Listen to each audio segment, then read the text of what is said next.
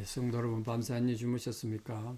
오늘도 복된 새날이 밝았습니다. 함께 찬양드리며 하나님 예배자로 나가겠습니다. 410장 예전 찬송 468장입니다. 내 맘에 한 노래 있어. 우리 즐겁게 하나님을 찬송하며 하루를 시작해 보겠습니다. 410장입니다.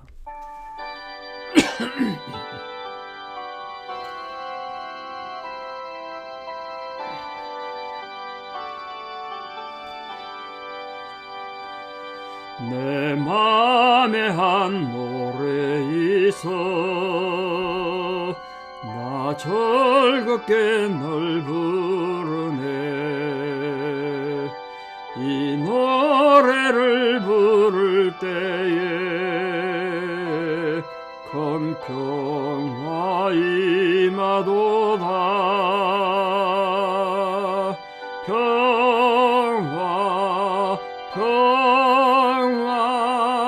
하나님 주신 선물 그 놀라운 주의 평화 하나님 선물일세 주 십자가 지심으로 날 구원해 주셨으며 주 예수님 고난받아 나 평화 누리도다 평화 하나님 주신 선물 그 놀라운 주의 평화 하나님 선물일세 나 주님께 영광 돌려 참 평화가 넘치도다 주 하나님 은혜로서 이 평화 누리도다 평화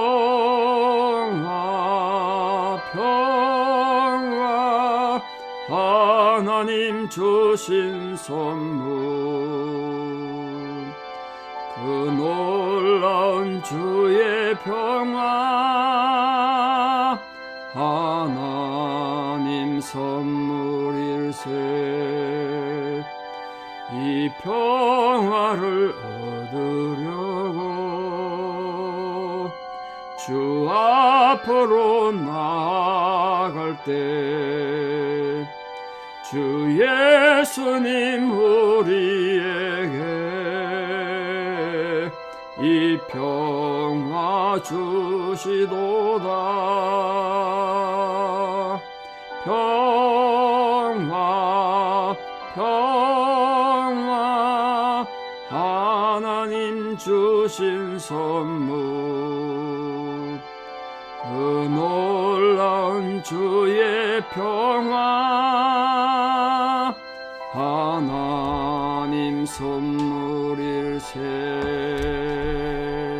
아멘. 함께 신앙 고백 드리겠습니다. 나는 전능하신 아버지 하나님 천지의 창조주를 믿습니다. 나는 그의 유일하신 아들 우리 주 예수 그리스도를 믿습니다. 그는 성령으로 잉태되어 동정녀 마리아에게서 나시고 본디오 빌라도에게 고난을 받아 십자가에 못 박혀 죽으시고 장사된 지 사흘 만에 죽은 자 가운데서 다시 살아나셨으며 하늘에 오르시어 전능하신 아버지 하나님 우편에 앉아 계시다가 거기로부터 살아있는 자와 죽은 자를 심판하러 오십니다. 나는 성령을 믿으며 거룩한 공교회와 성도의 교제와 죄를 용서받는 것과 몸의 부활과 영생을 믿습니다. 아멘. 2024년 4월 23일 화요일 새벽입니다. 하나님 주신 말씀 잠언 8장 1절에서 9절입니다. 잠언 8장 1절에서 9절 잠언 8장 1절에서 9절 봉독에 올립니다. 지혜가 부르지 아니하느냐? 명철이 소리를 높이지 아니하느냐? 그가 길가의 높은 곳과 네 거리에 서며 성문 곁과 문 어귀와 여러 출입하는 문에서 불러 이르되 사람들아 내가 너희를 부르며 내가 인자들에게 소리를 높이노라. 어리석은 자들아 너희는 명철할지니라. 미련한 자들아 너희는 마음이 밝을지니라. 너희는 들을지어다 내가 가장 선한 것을 말하리라. 내 입술을 열어 정직을 내리라. 내 입은 진리를 말하며 내 입술은 악을 미워하느니라. 내 입의 말은 다 의로운즉 그 가운데 굽은 것과 패역한 것이 없나니 이는 다 총명 있는 자가 밝히 아는 바요 지식 얻은 자가 정직하게 여기는 바니라. 아멘. 예, 오늘 잠언 8장에서는 특히 지혜의 교훈에 대해서 아주 강도 높게 지혜의 다양한 방법을 이토록 깊이 있게 다루는가 놀랄 정도로 이 지혜의 가치에 대해서 다루고 있습니다. 그래서 우리 특히 잠언 8장을 통해서 우리 모든 성도님들이 지혜를 얻고 지혜로운 성도들이 됐으면 좋겠습니다. 또 특히 지혜를 얻는 자가 어떤 복을 얻게 되고 어떤 복을 누리는가 그런 것도 언급하고 있습니다. 그러니까 우리가 단순하게 뭐 학교에서 배우는 지식이나 세상의 어떤 지식 이런 인간적인 상상력의 지식을 초월해서 이 초월적 진리가 어떻게 하나님께서 우리에게 주어지는지 그걸 지금 말하고 있습니다. 사실 세상을 창조할 때 하나님이 뭐로 창조하셨겠습니까? 하나님이 지혜로 창조하신 거죠. 하나님 지혜로. 그 지혜가 우리에게도 주어진 겁니다. 그래서 그 하나님께서 세상을 창조하실 때 지혜를 창조하신 것처럼 이 지혜를 하나님처럼 인격체로 묘사를 하고 있습니다. 이 지혜가 정말 가장 시원하고 종교적이고 또 윤리적인 지혜는 또 윤리적이어야 되니까 그런 연구와 탐구의 결과다. 그래서 우리 성도들이 정말 추구해야 될 가장 순결하고 참된 지식의 대상이 바로 하나님 주신 지혜가 아닌가 그렇게 생각합니다. 이 8장에서 그걸 좀 다루겠습니다. 자, 오늘 특히 1절에서 보면 지혜를 어떻게 지금 묘사하고 있습니까? 마치 지혜가 사람처럼 소리친다고 해서 의인화하고 있습니다. 사람처럼 소리쳐. 여러분 시장에 가면 또는 마켓 이런 데 가면 물건 팔 때 사람들이 막 소리치지 않습니까? 박수 치면서 골라 이런 소리 치잖아요. 사람들 왜 그런 소리 칩니까? 관심을 끌려고 그 시장에 많은 사람들 오갈 때 눈길 끌려고 소리 치는 것처럼 지혜가 어리석은 인간들이 도대체 지혜에 관심을 안 두니까 내한테 좀 귀 기울여라 소리 친다는 거예요. 참 얼마나 감사한 일입니까? 우리 앞에서 배웠습니다만 지혜가 소리치는 건 음녀가 아주 사람들 눈에 비해서 은밀하게 사람을 유혹하는 그 은밀한 건 전혀 다르잖아요. 죄는 은밀하게 봐요. 죄가 소리치면 올 수는 없죠. 지혜니까 당당하게 소리치고 외치는 거예요.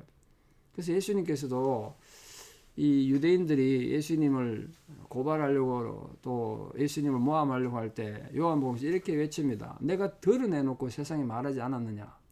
모든 유대인들이 모이는 회당과 성전에서 항상 가르쳤고 은밀히는 아무것도 말하지 않았다. 그건 너희들이 뭔 은밀하게 그렇게 나를 모함하려고 하냐. 그래 말한 거예요. 예수님이 진리시니까 당당하신 거예요. 외치신 거예요. 지혜가 어디서 외쳤다고 되어 있습니까? 길가 높은 곳. 그 높은 곳에 외쳤으니까 사람들 다 쳐다보고 사람들 눈길을 끌기 좋았겠죠. 사거리입니다. 성문 곁이고 문 어귀와 여러 출입하는 문입니다. 공통점이 있죠. 이게 뭐 하는 곳입니까? 사람들이 많이 모이는 곳입니다. 사람들 왕래가 많은 곳이에요. 이런 곳에서 지혜를 외쳤다는 건 지혜가 뭐 똑똑하고 공부 많이 한 소수 사람에게만 알려지는 거 원치 않은 거예요. 하나님 많은 사람들 한 명이라도 더 많이 하나님 지혜를 알아서 세상을 올바르게 살기를 원하신 거죠. 그럼 지혜는 누구를 부르고 누구에게 소리치고 있습니까? 사람들을 부르고 인자들에게 소리를 높인다 그랬습니다. 사람들을 부르고 인자에게 소리를 높인다.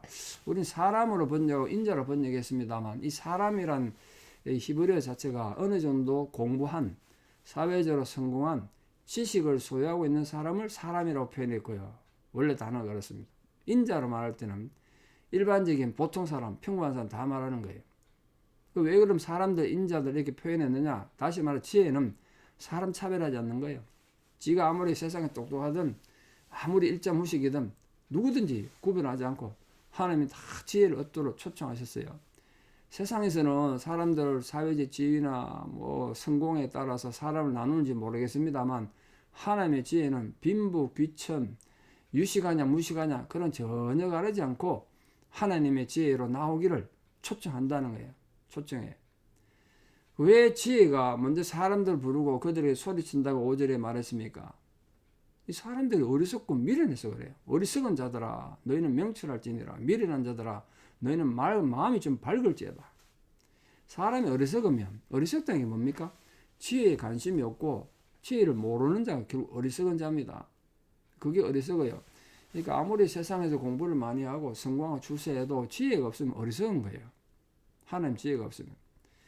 왜 어리석으냐? 어리석고 미련하기 때문에. 어리석으면 되게 미련하죠, 사람이.